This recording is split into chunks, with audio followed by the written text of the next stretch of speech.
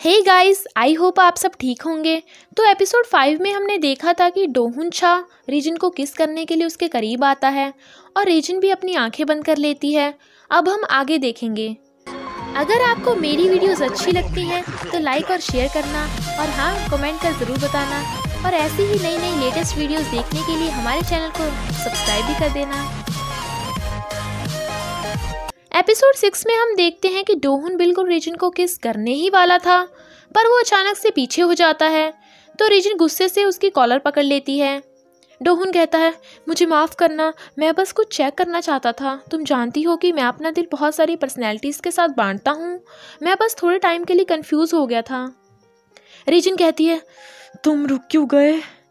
डोहुन कहता है, क्या? रीजन कहती है, अगर एक आदमी एक बार तलवार उठा ले तो उसे पूरा काम करना चाहिए। मैं भी कुछ जानना चाहती हूँ। जो तुमने शुरू किया है उसे ख़त्म करो। डोहुन कहता है, रीजनो, लगता है तुम्हें कुछ ज़्यादा ही चढ़ गई। रीजन कहती है, अच्छा, मैं किसी से अपना दिल नहीं बांटती, पर फिर भी मैं कंफ्यूज हूँ। तुम अच्छा कर रहे हो, तो जो हमने शुरू किया है उसे ख़त्म करो, समझे तुम? और ज़बरदस्ती डोहुन का किस लेने की कोशिश करती है। तभी रियोन, जो गाना गाते हुए आ रहा था, उन्हें देख चिल्ला पड़ता है, मम्मा। डोहुन और रीजन जल्दी जल्दी खड़े होते हैं। डोहुन तो अपना मुंह ढक लेता है। रियोन कहता है, अरे बाप रे। नेक्स्ट सीन में हम देखते हैं कि डोहुन घर जा रहा था तो रीजन की मॉम डोहुन को बहुत सारा खाना भेजती है। रीजन अपना मुंह लटका दूर खड़ी थी। डोहुन भी रीजन को देखता हुआ वहाँ से चला जाता है। सब रीजन को देखते हैं तो रीजन कहती है, क्या है, क्या चाहिए आपको? रीजन की मॉम रीजन को कहती हैं, देखो, तुम जानती थी तहखाने का गेट टूटा है, तुम्हें समझदारी से काम लेना था। पापा कहते हैं, क्या बेटी, मुझे तुमसे ऐसी उम्मीद नहीं थी। रियोन कहता है, अब उतर गई तो शर्म आई है ना, अंदर चलो। रीजन कहती है, मैंने वो गेट जानबूझकर बंद नहीं किया था। आप मेरी बात क्यों नहीं सुनते? हाँ हाँ हाँ। रीजन अपने डॉगी से कहती है, मुझे लगता है मेरा दिमाग खराब हो गया। ये मैं नहीं थी, ये तो पीने की वजह से हो गया है ना। तुम कुछ बोल क्यों नहीं रही? बोलो, मैं भोगना बंद कर दूं क्या? मैंने ऐसा क्यों किया? मैंने ऐसा क्यों कर दिया? लीना।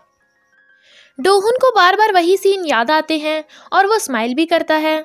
और उसके इमोशंस चेंज होने से वहाँ न्यू सेंचुरी आ जाता है, जो बहुत गुस्से में लग रहा था। सुबह डोहुन की आंखें खुलती हैं तो वो देखता है कि दीवार पर किल यू लिखा है। उसे खांसी भी आ रही थी। वहाँ पर बहुत सारे ड्रिंक्स की बोतल और सिगरेट पड़ी थी। वो बाहर आकर देखता है कि घर का सारा सामान टूटा हुआ पड़ा है, यहाँ तक कि सीसीटीवी भी। तभी डोहुन प्रोजेक्टर स्क्रीन में न्यू सेंचुरी को देखता है, जो कहता है, ओ बिड़ू, अपन थोड़ी देर के लिए बाहर क्या गया, तूने घर को जेल बना दिया। मस्त मामू, एकदम झकास। सच सच कहूँ तो तू तो अपन को सबसे बड़ा ईड़ा लगा रे। तेरे को अभी भी लगता है तू अपन को इधर लॉक करके रखेगा? मस्त। तू अपन की बंदी को अपन के पीठ पीछे मिलने की कोशिश कर रहा है और तू चुम्मा चाटी करेगा, वो भी अपन की बंदी के साथ। एक बात कान खोल के सुन ले, अगर तूने अपन की बंदी को छुआ तो तेरी बंदी गई काम से। कीजुन और चियोन सो रहे थे। तभी चियोन को डोहुन का फ़ोन आता है, पर वो कीजुन उठाता है। डोहुन पूछता है, हेलो चियोन, इस टाइम तुम कहाँ हो? क्या तुम ठीक हो? कैसी हो? कहाँ हो? कीजुन कहता है, भाई, एक टाइम पर एक क्वेश्चन पूछो। तुम फ़ोन कर मेरी गर्लफ्रेंड के बारे में क्यों पूछ रहे हो? वो तो अभी गहरी नींद में सो रही है। डोहुन कहता है, इसका मतलब कल तुम सारी रात चियोन के साथ थे? बहुत बढ़िया, थैंक्स। कीजुन कहता है, लगता है तुम्हारी अभी तक उतरी नहीं है। डोहुन कहता है, मुझे तुमसे एक फेवर चाहिए।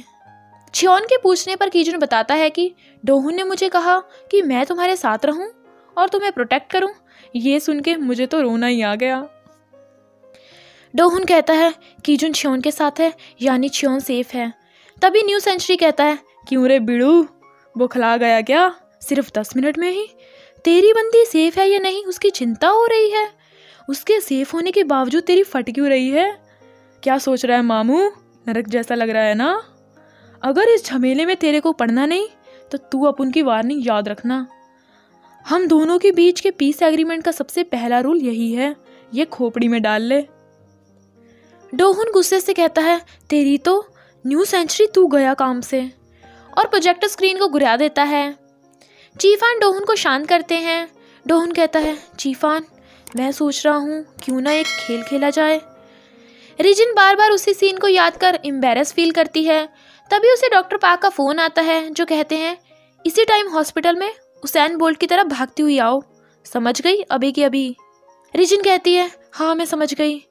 हॉस्पिटल में डॉक्टर पार्क बताते हैं कि तुम्हारी एक वीआईपी के साथ मीटिंग है और उसे एक एग्रीमेंट दे उस पर साइन करने को कहते हैं। रीजन जब देखती है कि ये न्यू सेंचुरी का एग्रीमेंट है तो वो डॉक्टर पार्क को एग्रीमेंट वापस करने लगती है, पर डॉक्टर पार्क उसे ज़बरदस्ती एग्रीमेंट दे बाहर कर देते हैं। रीजन को डोहुन के घर ले जाया जाता है। वो डोहुन के घर का हाल देखकर हैरान हो जाती है और डोहुन से कहती है मिस्टर सेंचुरी क्या ये तुम्हारा काम है? खैर छोड़ो, तुमने मुझे क्यों बुलाया? इधर देखो, मेरे पास फालतू टाइम नहीं है। तुम चाहते हो मैं फिर से तुम दोनों में से किसी को चुनूं, या तुम चाहते हो मैं मिस्टर चा को हमेशा के लिए सुला दूं, वो भी तुम्हारे लिए? डोहुन कहता है मतलब तुमने मुझसे झूठ कहा? रीजन कहती है डोहुन छा, मैंने कोई झूठ नहीं बोला। मिस्टर सेंचुरी ने कल ये बात पूछी थी और मैं ये तुम्हें कल बताने ही वाली थी, पर मुझे कुछ ज़्यादा ही चढ़ गई थी। पर मुझे लगता है तुम झूठ बोल रहे हो। तुमने मुझे मिस्टर सेंचुरी के नाम से क्यों बुलाया? डोहुन कहता है मैं ये खेल खेल रहा था। मैं चेक करना चाहता था कि मिस्टर सेंचुरी के बुलाने पर तुम आओगी या नहीं। सब कुछ देखने के बाद मैं सोच रहा था तुम्हारे खिलाफ कोई एक्शन लूं या तुम्हें अपनी साइड मिला लूं।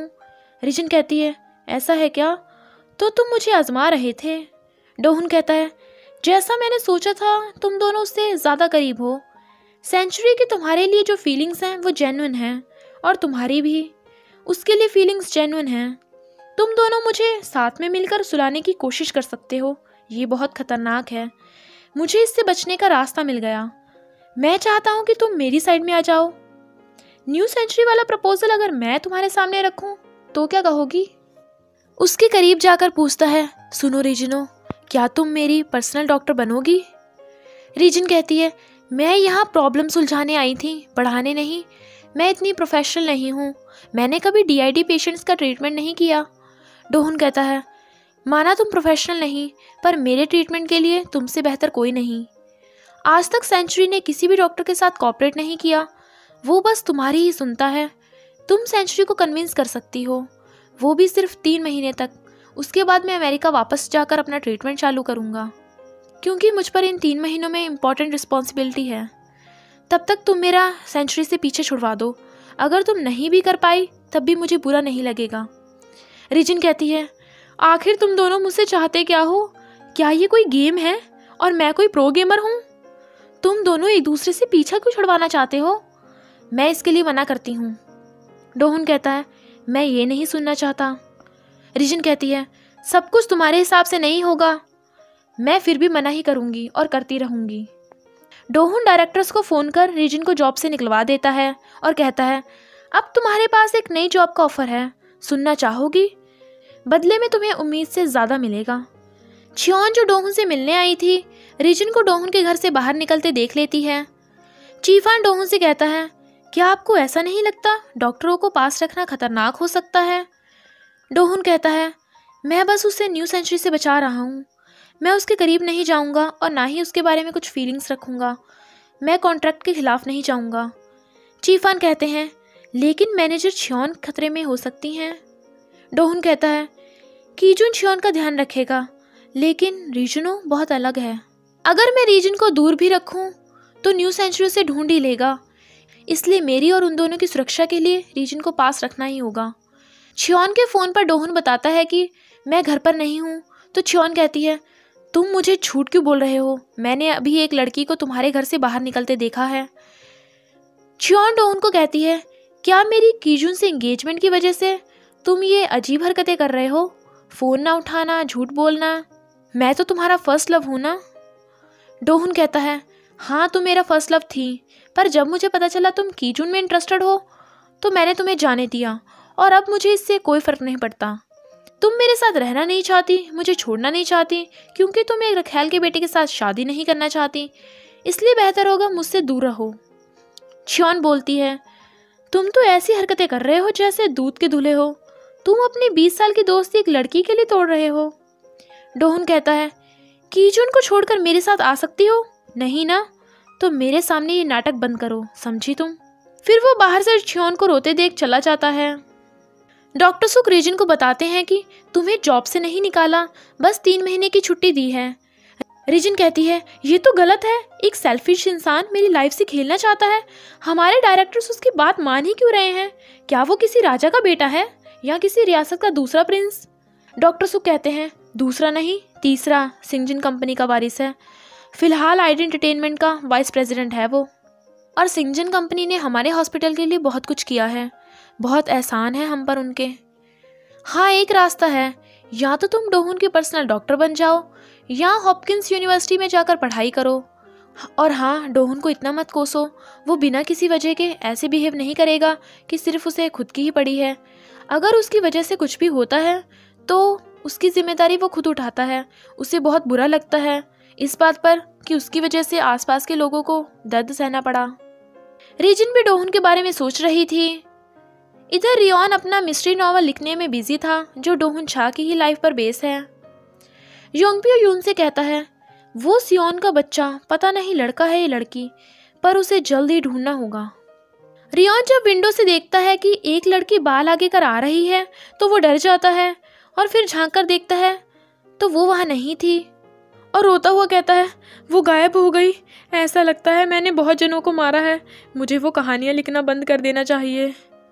फिर वो अपने पीछे किसी को जाते देखता है और वो तो रीजन ही निकलती है, जिसे देख वो चिल्ला पड़ता है। रीजन कहती है चिल्ला क्यों रहे हो? रियोन कहता है बहुत डरावना था। रीजन अपनी फैमिली से बताती है कि हॉपकिंस जाने के लिए मुझे छुट्टी मिल गई। तो पापा पूछते हैं ये तो अच्छी बात है, तो फिर तुम कल रात गार्डन में अकेली क्यों घूम रही थी? रीजन बताती है कि एक अमीर आदमी मुझे अपनी खातिरदारी के लिए हायर कर रहा है। तो रियोन कहता है इसका मतलब तुम्हारी 10 की 10 उंगलियां घी में है अभी, बस कौन सी चाटनी है ये तय करना है। रीजन कहती है ना तो मुझे अपनी उंगलियां घी में डालनी है और ना ही चाटनी है। और सबसे पूछती है अगर आप मेरी जगह होते तो क्या फैसला करते? पर वो सब कहते हैं तुम्हारा खुद का फैसला ही सबसे ज़्यादा ज़रूरी है। फिर सब अकेले में एक एक का रीजन को सुझाव देते हैं। रीजन की मॉम कहती हैं अगर तुम्हें चुनना है तो उस अमीर आदमी के पास जाओ क्योंकि कम काम में ज़्यादा दाम मिलेगा। पापा कहते हैं तुम्हें हॉपकिंस चुनना चाहिए। रियोन रीजन को उस अमीर आदमी के बारे में पूछता है तो रीजन कहती है मैं उस पेशेंट की डिटेल्स शेयर नहीं कर सकती। रियोन रीजन को बताता है कि शायद उसको एक फ्रेंड की ज़रूरत है, प्रोफेशनल की नहीं। मुझे लगता है कुछ लोगों को डॉक्टर से ज़्यादा फैमिली, फ्रेंड और लवर की ज़रूरत पड़ती है क्योंकि उनके पास अपना कहने वाला कोई नहीं है। शायद उसे पता नहीं कि हेल्प कैसे मांगे, इसलिए वो तुम्हें हायर कर रहा है, पर इसका फैसला तुम्हारे हाथ में है। रीजन कहती है मुझे चुनने में बहुत मुश्किल हो रही है, कौन सा अच्छा है कौन सा नहीं। रियोन कहता है तुम जो भी फैसला करो उस पर कॉन्फिडेंट रहो।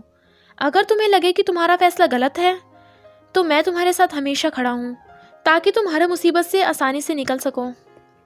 इधर की जुन ओमेगा के साथ डील और उसकी आइडेंटिटी पता करने वाला कॉन्ट्रैक्ट डोहुन को दे देता है और जिस कॉन्ट्रैक्ट पे डोहुन काम कर रहा था वो वापस ले लेता है। ये सब वो डोहुन को परेशान करने के लिए कर रहा था। फिर वो कहता है मैंने हमारी मूवी के प्रोजेक्ट की मेडिकल कंसल्टेंट के लिए कांगन हॉस्पिटल को चूज़ किया है। वो साइकेट्री डिपार्टमेंट के लिए फेमस है, स्पेशली डॉक्टर सुक। ये सुन डोहुन काफ़ी डर गया था। उसे लगता है जैसे उसका सच पता चल जाएगा और स्ट्रेस की वजह से उसे फिर से कुछ होने लगता है, पर वो मेडिसिन ले लेता है। चेयरमैन डोहुन को माइक्सन कंपनी की बेटी जीसुन के साथ डेट पर जाने को कहती है ताकि उनकी बिजनेस ग्रोथ हो सके, क्योंकि यहाँ शादियाँ बिजनेस के लिए ही होती हैं। जब शिन वही टेडी बियर बना हुआ और नाना लिखा देखती है तो वो सोचती है डोहुन को वो बच्चा याद तो नहीं है ना, और उसे रगड़ रगड़ कर साफ करने लगती है और कहती है उसे कुछ भी याद नहीं रहना चाहिए, उसे वो बच्चा बिल्कुल भी याद नहीं रहना चाहिए, प्लीज़। डोहुन की तबीयत खराब थी तो चीफान के कहने पर वो रेस्ट करने लगता है। तभी उसे अपने बचपन के फ्लैशबैक्स आते हैं। वो अपने सपने में रीजन को देखता है जो कहती है मुझे तैरखाने और आग से डर लगता है, पर जब मैं तुम्हारे साथ होती हूँ तो डर कम हो जाता है। तुम्हारा नाम क्या है बताओ ना। और फिर हम देखते हैं कि उसकी आइज़ का कलर चेंज हो गया, यानी पर्सनैलिटी चेंज। पर कौन, ये तो आगे पता चलेगा। रीजन डॉक्टर सुक को बताती है कि मैंने हॉपकिंस जाने का फैसला किया है। फिर वो डोहुन को फ़ोन पर बताती है कि डोहुन मैं रीजन हूँ। मुझे नहीं लगता मैं तुम्हारी डॉक्टर बन पाऊंगी। मैंने तुम्हें गुड बाय करने के लिए कॉल किया। मैं तुम्हें थैंक यू करना चाहती हूँ। हालांकि मैं तुम्हारे डॉक्टर या फ्रेंड नहीं बन पाई, पर अच्छा लगा मैं तुम्हें इतने करीब से जान पाई। और हाँ, हॉस्पिटल में मेरा बॉयफ्रेंड बनने की एक्टिंग करने के लिए शुक्रिया, और मुझे उस दिन आग से बचाने के लिए भी शुक्रिया। चलो जाने दो, तुम अपना अच्छे से ध्यान रखना, और उम्मीद करती हूँ तुम्हें वो डॉक्टर मिल जाए जो तुम्हें चाहिए। पर उधर से डोहुन की कोई आवाज़ नहीं आती। तभी एक अलग आवाज़ आती है, तो तुम डोहुन से दूर भाग रही हो। और एजेंट के पूछने पर बताता है कि मैं यूसुफ हूँ, 17 साल का लड़का, और मैं सुसाइडल हूँ। रीजन हैरान हो जाती है और पूछती है, तो तुम कहाँ हो और इस टाइम क्या कर रहे हो? यूसुफ कहता है, मैं अपना सुसाइड नोट लिख रहा हूँ। मैं इस तरह और नहीं जी सकता। मैं अपने अंदर के शैतान से और इस पागलपन से परेशान हो गया हूँ। मैं सोच रहा था कि इन सबको मैं एक साथ ही ख़त्म कर दूँ। सिर्फ मौत ही मुझे इससे छुटकारा दिला सकती है।